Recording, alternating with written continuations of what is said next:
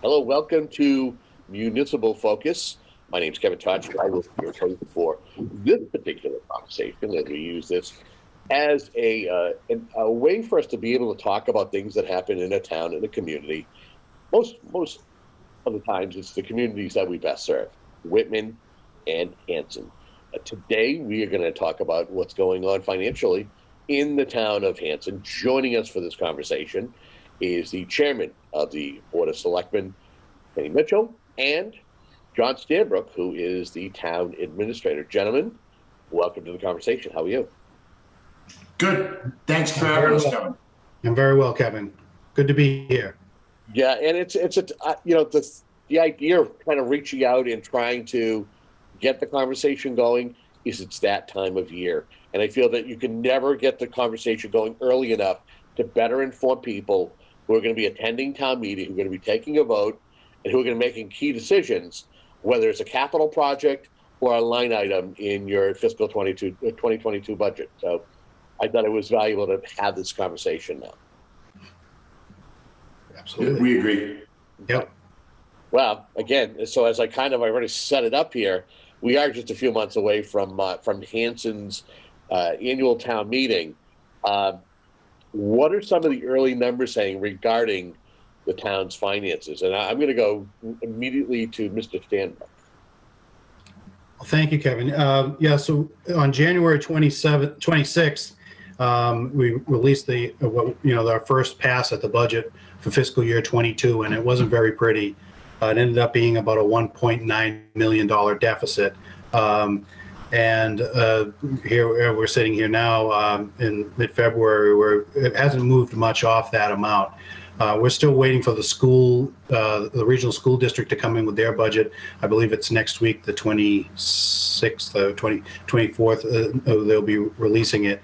So we have a lot of assumptions still in our budget, but it's still a $1.9 million deficit. That's a lot of money for the town of Hanson, and it's going to be a real challenge this year without some sort of to find the money for that type of shortfall given and some sort of override. And these are the early numbers you get from the state's cherry sheet, right? Yes. So the assumptions, some of the assumptions we made, and without going through them all, but one of the assumptions was that we picked the governor's budget. The governor's budget came out a couple of weeks ago.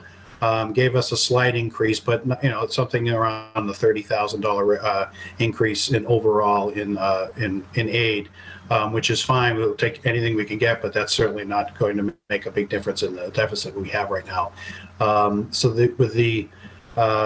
Since then, we've had one budget that's kind of been firmed up. It's preliminary, but it's getting firmed up on the South Shore vocational school budget, and it about offsets the amount that we got in an increase with state aid. So we're still kind of back at the $1.9 million number that we've been at since we released the budget back on the 26th. Kenny, you've been a volunteer when it comes to town government and serving in many different capacities.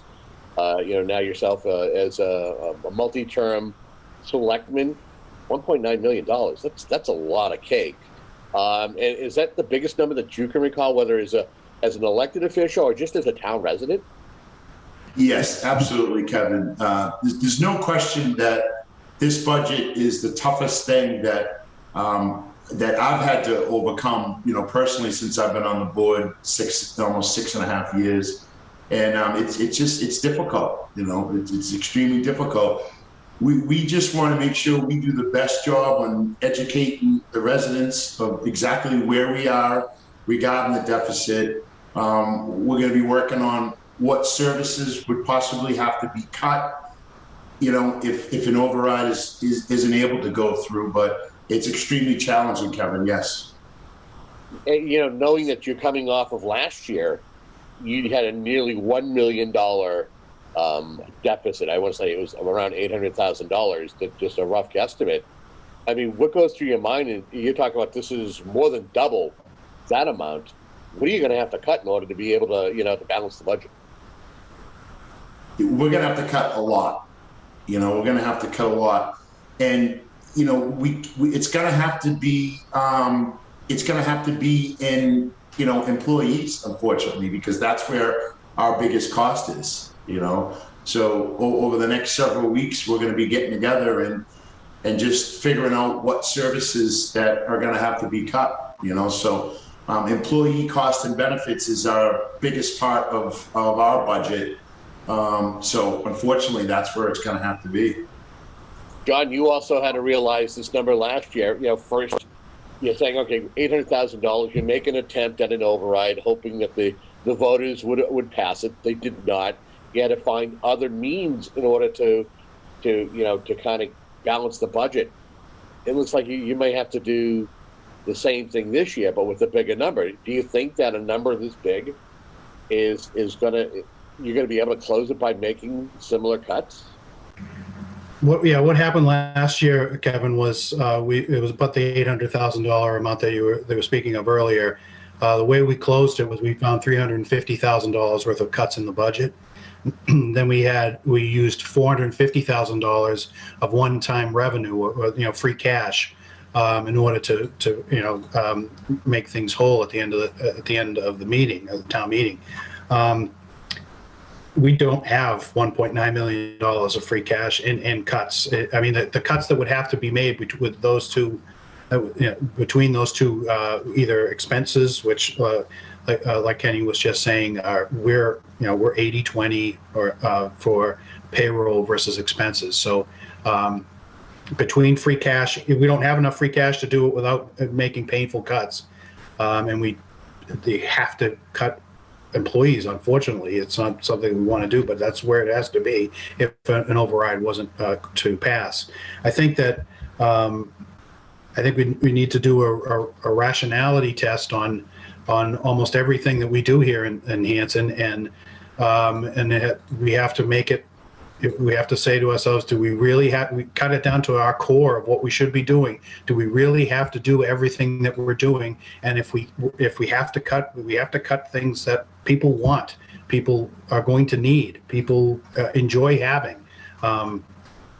Unfortunately, those things are going to have to be looked at. They're going to have to be cut. And again, it's going to be people. It has to be. We just don't have any other money. We talk about the $1.9 million. That's the deficit at this particular time. It's a liquid number. You know what I mean? Which can increase, it can go down a bit. It depends. There's a lot of variables. And one of those variables is the annual assessment. Have you had any kind of an inkling as to what the school assessment could be? Because that could also increase that deficit by, whether it's 100,000, 200,000. You and Kenny know best. I'll go first, Kenny. But I'm going to be meeting next week with the new town administrator in Whitman, Lincoln Heineman, and also the superintendent, Jeff Simonak, to talk about the numbers. And that I probably won't get any. I haven't gotten anything before they release their budget to the school committee. That's how it works. The school committee sees the budget and they get first crack at it, and we won't get it before that probably. I have a number in for a budget. I've been working with town accountant Todd Hassett, just a placeholder number, but you're right. If the amount that we have in there, and again, there are other assumptions, but if it's more than that, then this deficit increases, and it could be substantial. I mean, we have a 4% on some of the numbers that are in our budget of 1.9 million with a deficit. If it's more than 4%, that number goes up. And how does the school assessment method play a role in this? We had last year there was an agreement between the towns to go from the per pupil method of coming up with assessments to the statutory method of assessments.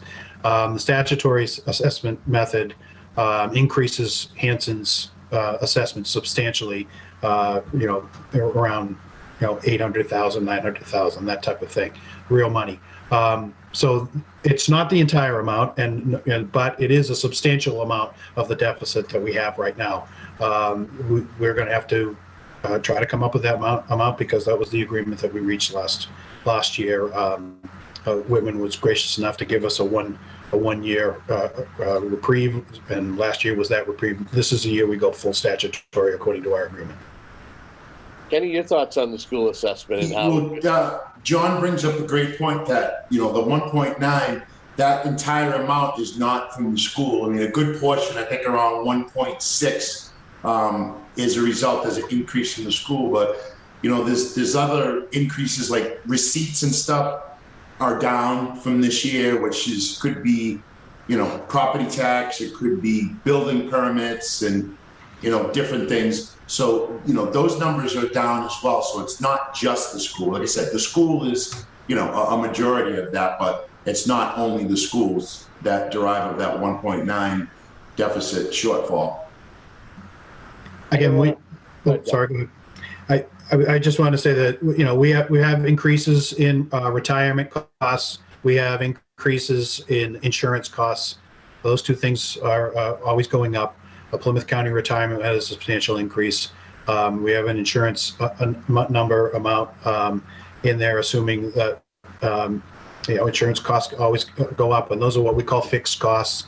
Those are the ones that you can't cut. You have to have those. We have to pay those things. Things like debt. We have a slight increase in debt, but again, these are things that we have to pay. So it comes to what they call discretionary expenses, or things that you don't have to pay, you don't and can cut, and that's where we're going to be looking for the majority of the money, or all of them, actually. Ken, I'll start with you. Here we are, we're dealing with a pandemic. In your best guess, your professional opinion, do you feel that COVID, the virus, has had an effect on the budget process? Or do you think, things could be worse if we didn't have COVID? Is that possible? That's a great question. I think that there's no question that the COVID it has been extremely difficult for everyone, not just the town of Hanson the past year, but I think that there's no question that the COVID has played a little bit of a factor in all of this. What do you think, John? I think it's kind of I think Kenny's is right, but I also think that it's kind of every city and town is facing a similar situation. We may be a little bit better off than other towns that are really dependent on state aid. Again, Hanson gets a lot gets state aid, but a lot of towns, like and cities especially, are very dependent on what the state gives them. A 0.9% increase like what we got would devastate a lot of cities. So we're not as bad off as we could be. Again, would state aid be better if the pandemic hadn't happened? Probably. And I think we would probably be in a better spot, but we'd still have a substantial amount. Again, the majority, although not all of it, is the change in assessment with the regional school district. You've been on the job. You've been on the job for a little over a year. Yes. When you came in with the reputation of being a numbers guy. Budgets, finances. Lincoln Heineman is similar as well, going into Whitman. While in the short term, who knows how it's going to shake out, but how, in the long term, how much of a bonus is this for the two communities to have individuals who understand the finances, and it could end up putting the two communities on the road to betterment?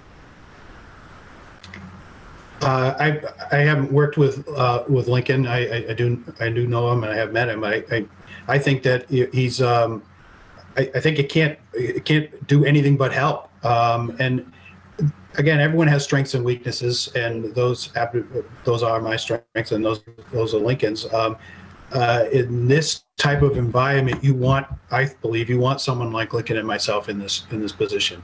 Now, when the other things are hot button items, perhaps that you don't want someone like me in this position. But I think this is a good time to have people that know the budget inside and out, looking at it and trying to find the answers. And I look forward to working with Lincoln on it.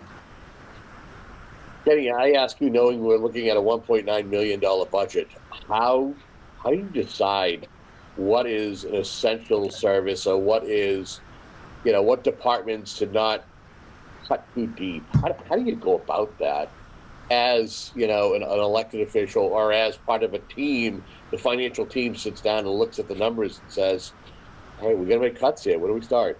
Well, where do you start? I think that public safety is utmost, number one. So I think, you've got to retain there wherever you can, and then filter down from there.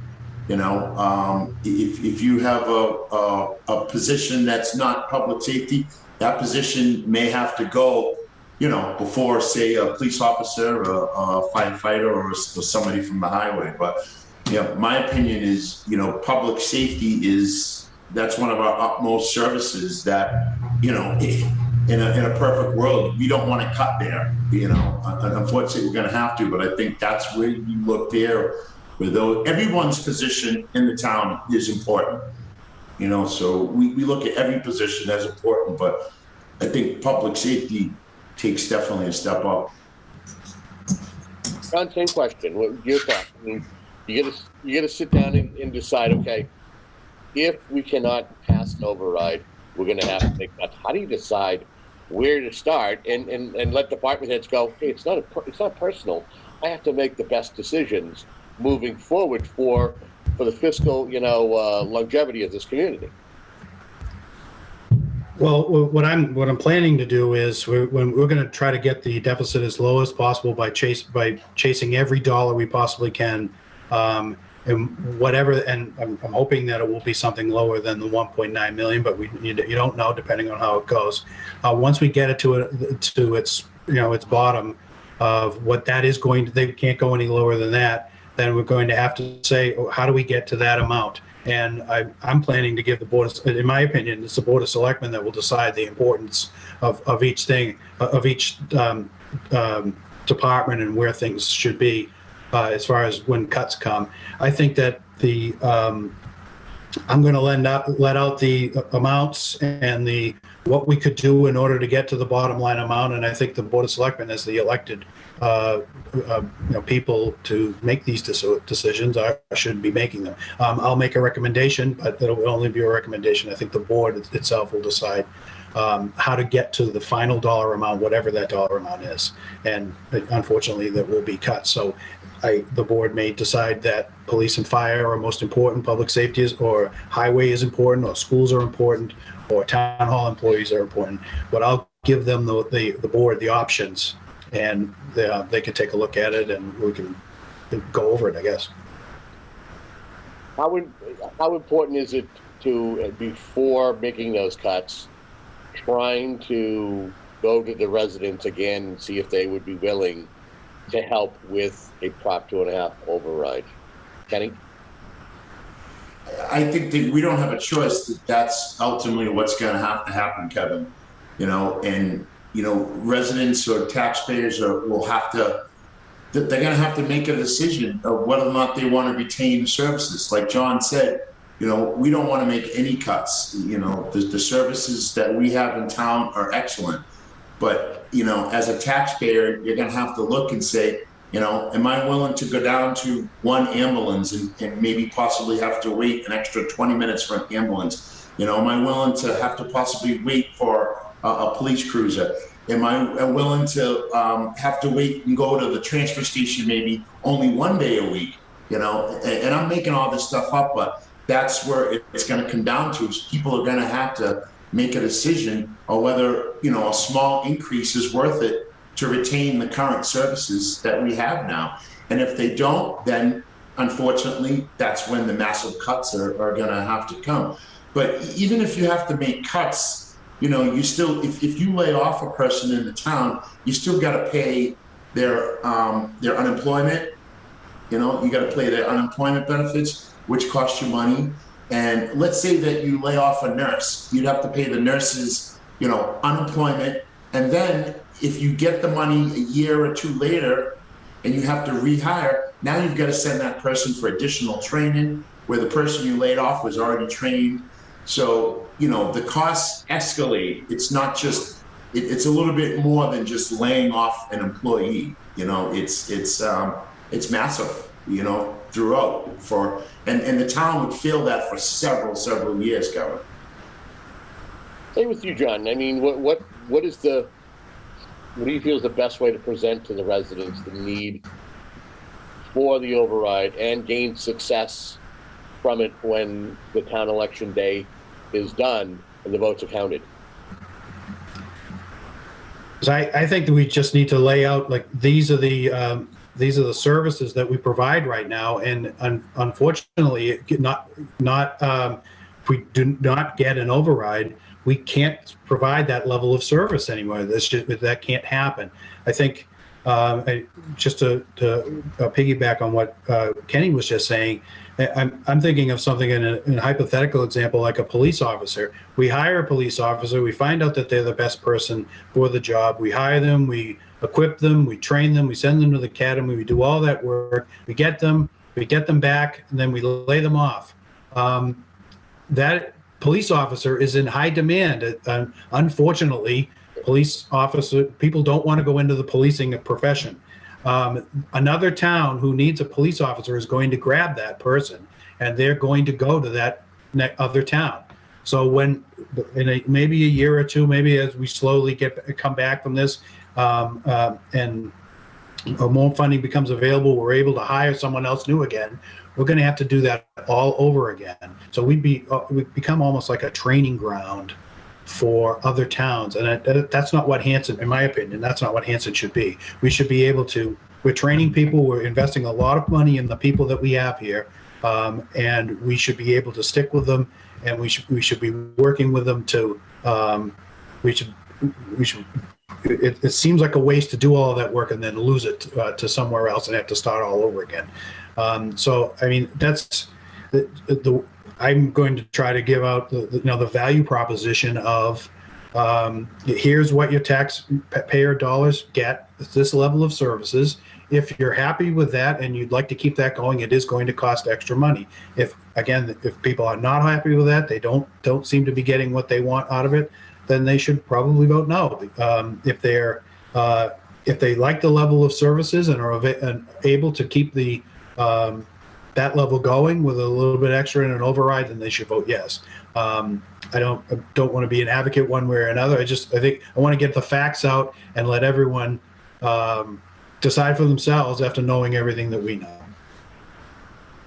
So we've come to that time in our conversation where I ask you if there is any stone we have not turned over. Is there not any part of this conversation talking about the town's finances for the upcoming town meeting for fiscal 2022? Is there anything we haven't touched upon, but you feel is a good time to make sure we share with the viewers so they're better informed, and at least they feel that they have all the information they need in front of them to make key decisions, whether at town meeting or if in fact there is something, if there is a question on the town election ballot? Go ahead, John. John, you can go first. Well, no, I think we did a good job here just covering everything. We're going to be getting out a lot of information in a short amount of time very soon. I'd just like to ask people to please tune in, stay informed, ask questions, reach out to me or one of the selectmen or with the questions that you have. I'll answer them as best as I can. I don't have all the answers, but I'll try to answer them as much as possible. Give you what I have, and you decide for yourself whether you think it's worth an override amount or not. But I'm going to do my level best to try to get this the override number to be as low as possible. But at some point, there will be a number where we can't go any further, and that will be the override number. We don't know that now, but when we do know it, and as soon as I know it, I'll get it out, and we can start talking about that. Kenny, same question. Yeah, I agree with John. We have to do our best possible job just to educate the residents and to let them know so they can be informed and make, that decision. We're gonna hopefully have a forum sometime in April, maybe the beginning of April, where we'll allow people to be able to ask questions or possibly email questions in. So, if they have a question regarding a service or something, we'll be able to answer that. Hopefully we can continue to put stuff in the paper and, do shows like this, which we appreciate. And like I said, just educate the people so that people can make an informed decision. But it's really going to be a community effort, in order to get this done, Kevin. Well, I want to thank both of you for coming on and at least starting the conversation when it comes to the fiscal 2022 budget and all that entails. And I welcome as many shows as it takes, as many guests as we need to get the information out there so at least people will be better informed, will be able to make the best decisions for the community, not only for the short term, but for the long term as well. So thank you, guys. Oh, thank you. Thank you, Kevin.